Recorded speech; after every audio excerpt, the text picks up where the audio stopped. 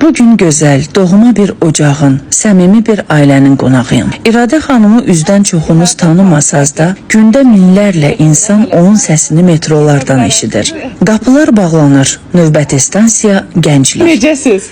Yaxşıyam. İnşallah ki, yaxşısınız. Bəli, bu gözəl xanım həmin metrolarda eşitdiyiniz səsin sahibi, həm də Azərbaycan Dövlət Televiziyasının veteranı, əməkdar diktor İradə xanım. Mən 48 il radioda işləmişəm, amma mənim metronun səsi kimi tanıyırlar. Çox da elə bilir ki, mən metroda işləyirəm. Evi yoxdur. Bugün burada əməlli başlı uşaqlığıma qayıtdım. Bu arada onu da deyim ki, bu bağın daha öncəki sahibi Maestro Niyazi olub. Gəlin bugündən hazırladığım qısa videoya sizinlə birlikdə baxaq.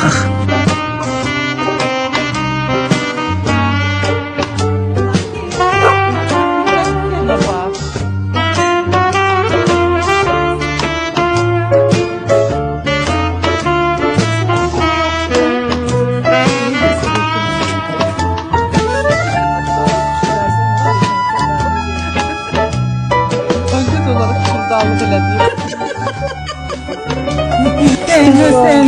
Nədir? Sağ ol İradə xanım, gəlmə qaranlığa qədər.